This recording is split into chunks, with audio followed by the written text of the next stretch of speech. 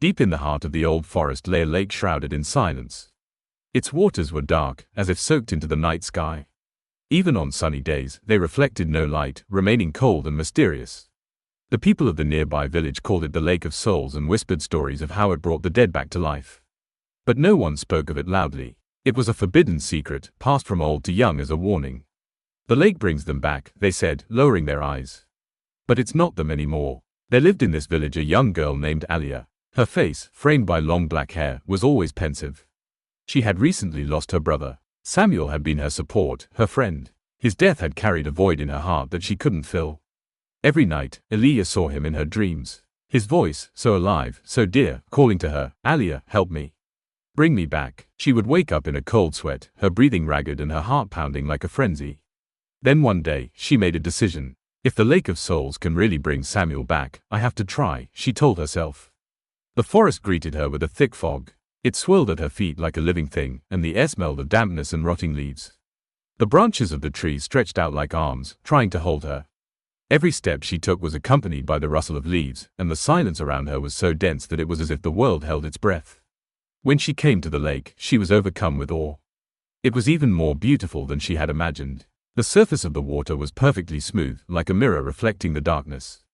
A strange scent hung over the lake, a mixture of sweet honey and something metallic, like the smell of blood. "This is it," she whispered, her voice trembling. She pulled from her bag the picture of Samuel she always carried with her.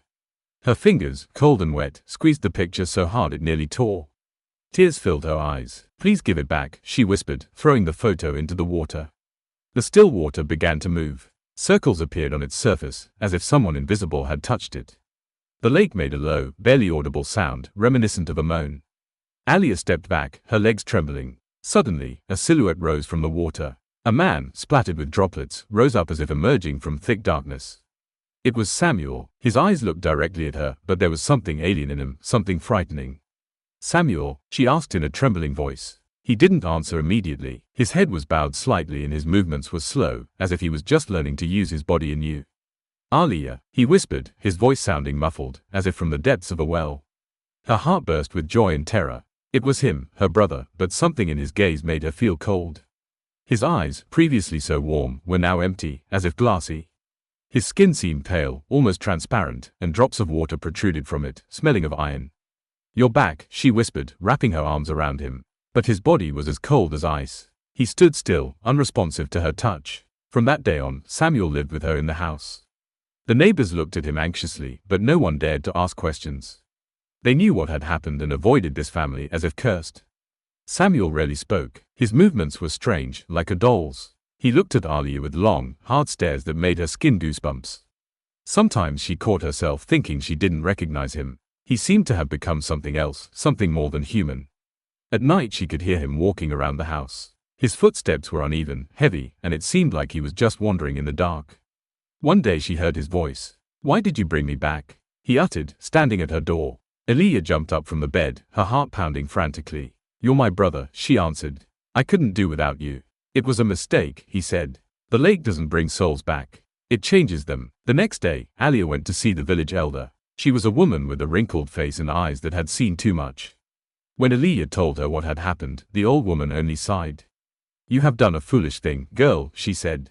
"The Lake of Souls is not a gift. It's a trap. It doesn't bring back the dead, it only creates copies. What you see is not your brother. It's a shell in which something else lives." The old woman's words struck Aaliya like thunder. Her legs weakened and she almost fell. "What should I do?" she whispered. "How do I get it all back?" The old woman shook her head. "You can't. The lake took his soul forever. Now you'll have to accept what you freed."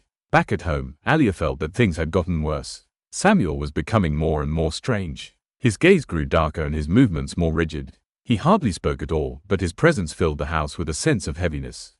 One night she awoke to a sound. Samuel was standing by her bedside. His eyes glowed with a faint, ominous light. "You made a mistake," he said, his voice low, like it wasn't his. "And now you're going to pay for it." Aaliya jumped up, her body trembling with fear. She ran from the house without turning around. The lake she had sought to bring her brother back was now her curse. Aaliya ran, feeling the cold night air burn her face. Her ears rumbled and her heart pounded so loudly she thought it would burst out of her chest. She stopped at an old oak tree, trying to catch her breath. The forest around her was dark, as if the night itself had grown dense, enveloping her. "That's not my brother," she whispered, tears streaming down her cheeks. "What have I done?" A branch crunched behind her. She turned around and saw him. Samuel, or what used to be Samuel, stood a few meters away from her. His figure, illuminated by the faint moonlight, looked distorted. His arms were slightly longer than they should be, and his head was tilted at a strange angle. His eyes, once warm, now glittered with an icy gleam, like a predator watching its prey. "You wanted me back, Aaliya," he said, his voice filled with coldness. "I'm with you now." She took a step back, struggling to hold back a scream. "You are not my brother," she shouted, her voice trembling with terror. "Go back to the lake. You shouldn't be here." "But you summoned me," he whispered, and his steps became slow, menacing. "And now I am here. Forever." Aaliya fled home, barricading the door, but the feeling of unease wouldn't let her go. It seemed that Samuel was watching her even through the walls. She couldn't sleep at night. She dreamed of rustles, light footsteps, and shadows flickering outside the window. The house that had been her refuge had become a prison. In the morning she noticed that something had changed in the house. Objects moved, things disappeared, and mirrors were covered in a strange frost. Her mother, who still didn't know the whole truth, began to feel sick. "It's getting cold here," she said, wrapping herself in plaid. This house no longer felt like home. Aaliya didn't know how to tell her that it was because of Samuel, whom she had brought back. Every night he appeared, standing in the corner of her room, watching her. His silence was louder than any cry, and his gaze penetrated her to the very heart. After a few days she made up her mind. She had to go back to the lake. If it had taken her brother's soul, perhaps it could take back this creature as well. The forest greeted her with icy air. The fog was thick, as if breathing, and the smell of rot was stronger. The lake looked calm, but its waters seemed blacker than before. It was like it was waiting for her. "I want to fix this," she shouted, stepping to the edge. "Take him back. Give me my brother back, or take back what you gave me." The water began to move, and a figure rose from it. But it wasn't Samuel. It was a woman, her long black hair falling over her face and her eyes glowing with a faint blue light. "You made your own choice," the woman whispered, her voice echoing. "The lake gives and takes. But you wanted to bring back the dead, breaking the laws of life. Now you must live with the consequences. Please," Aaliya screamed, dropping to her knees. "I didn't know it would end like this." The woman in the water only grinned. "The lake doesn't bring back souls. It only opens a door. And what passes through it no longer belongs to you." At that moment, Samuel came out of the forest. His body moved jerkily, and the smile on his face was frighteningly wide. "You called after me, sister," he said, stepping closer. "You are mine now." Aaliya tried to run away, but the forest was against her. The trees pulled their branches, blocking the way, and her feet sank into the soft earth. Samuel, or what called himself Samuel, was faster. His hand squeezed her shoulder, and the coldness from it traveled deep into her body. "You wanted me," he whispered in her ear. "And now I'm with you forever." When she woke up, she was home again. Everything looked normal, but something had changed. Her mother, who used to be full of life, now looked emaciated. The mirrors in the house were covered in a thin layer of frost, and the air seemed heavy and damp. Samuel never showed up again, but Aaliya could feel his presence. She knew he was near, always watching. Sometimes she saw his reflection in the window or a shadow flickering in the corner. He became part of her life, part of her very home. What would you do if you were Aaliya? Do you think it is possible to undo what she has done? Leave your comments and don't forget to subscribe to our channel to hear more stories that make your heart swoon.